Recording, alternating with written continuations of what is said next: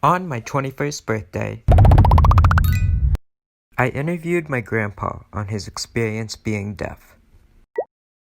He grew up in Hong Kong, not losing his hearing until his early 20s. This was an impulsive interview. We were out walking together.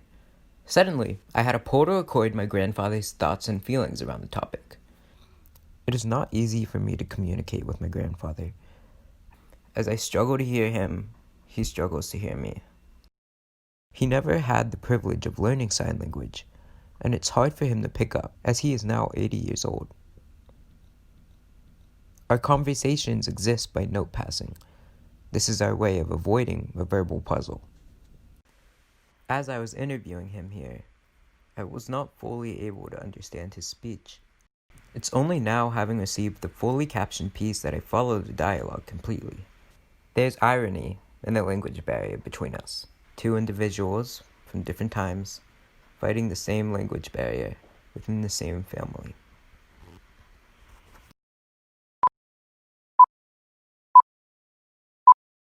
First question?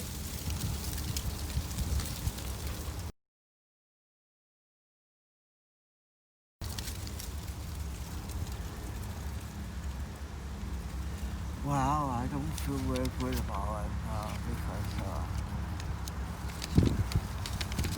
lack of hearing sometimes sort of undermine your social interaction, in particular in some of the technical meetings and civil discussions. You tend to shy away because you don't hear what's going on, so you try not to make a fool of yourself and say something totally irrelevant to the topic. So I don't feel very good about it, but I think I live with it. So I'm contented. Well, I can't conquer the world at all, and so I hear what I can. I will contribute to the conversation the way I can, but most of the time I keep quiet because I couldn't figure out exactly what's going on. So that's a handicap, but I think I accept that. So. Okay.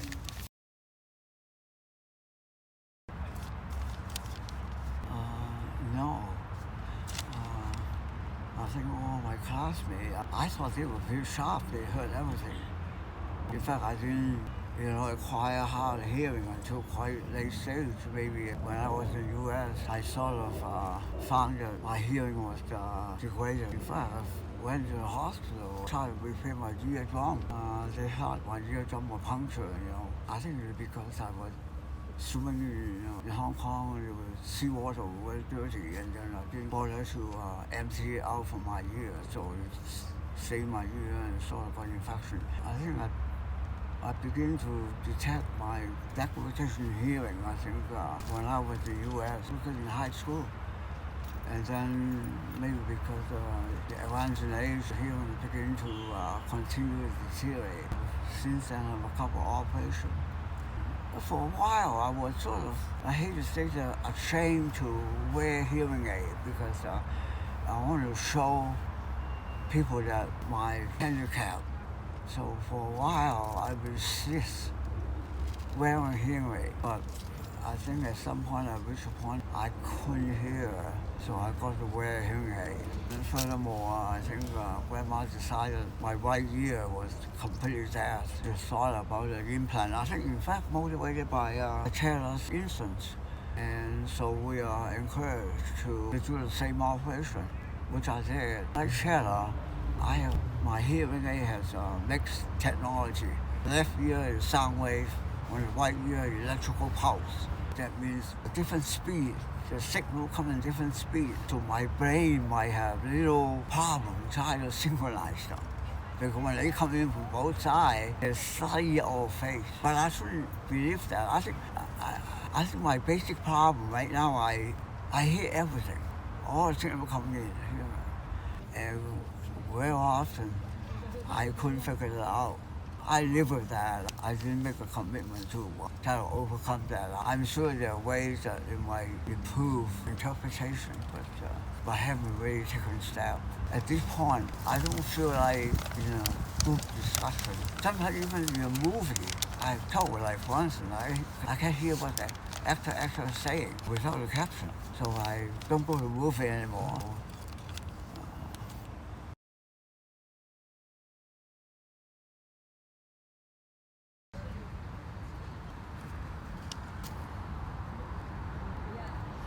Yeah,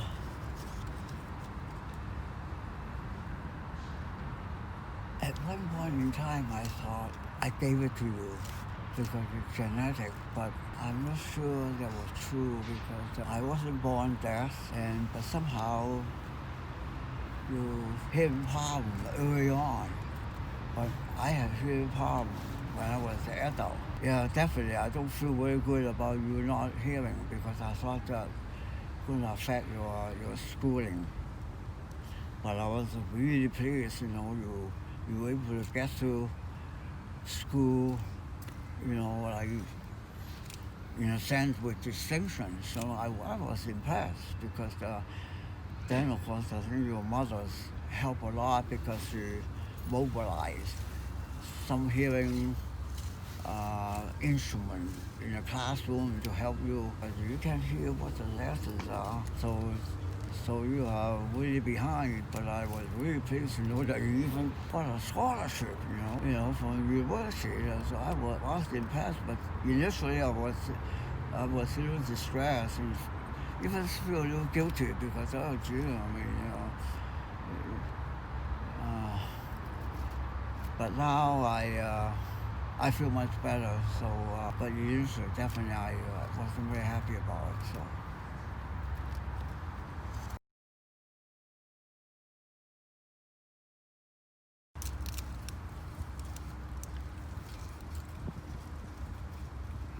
I think yes, I do. On the other hand, when you're advanced in age, so you thought about, well, what am I going to do? I wouldn't feel sorry for myself that I couldn't hear because I have advanced long enough that I got well enough. So if I don't hear more, that's all right.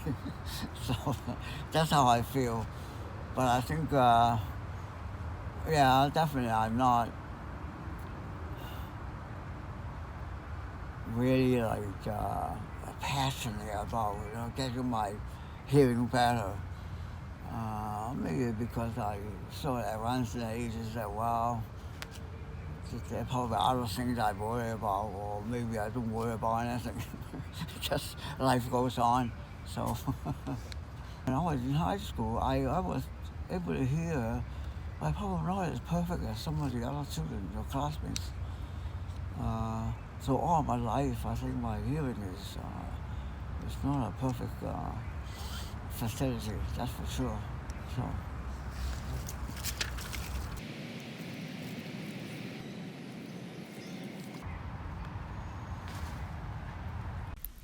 I don't think it's hard because we have trouble hearing. It's that others in this world are not educated on disability and how to properly navigate it. And we weren't taught how to advocate for ourselves being deaf. We had to figure it out on our own.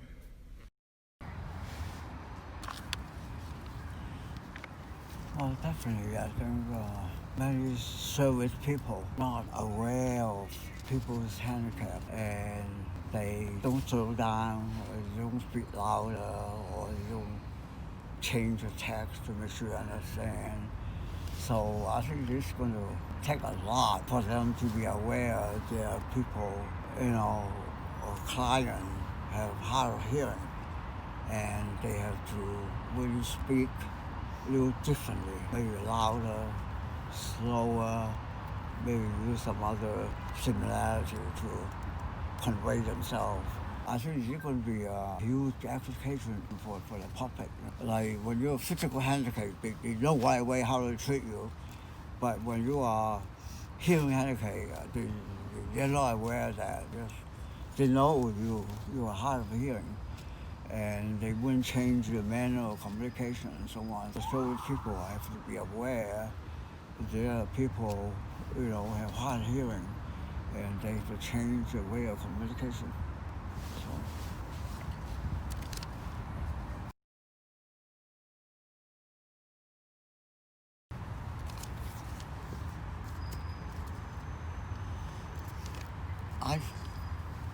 I think you're doing very well. I think your drive, your compassion, your commitment really impressed me. I think you are doing well, just doing what you're doing. So, and I'm very pleased and very proud, and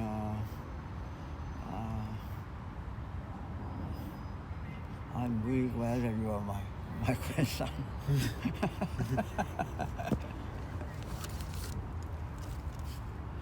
But I have one comment. See, my fingers are not too flexible somehow. So you finish, right? Yeah. Yeah.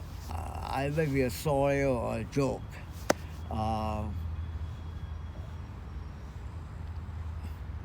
Jennifer Lopez, the actress, Yes. right, asked the Supreme Court Justice Ruth Greenberg, Okay. the Supreme Court Justice, right, Ruth, right? Mm-hmm. You know her. I do know her. And said, how do you marry for so long? Yeah. Okay.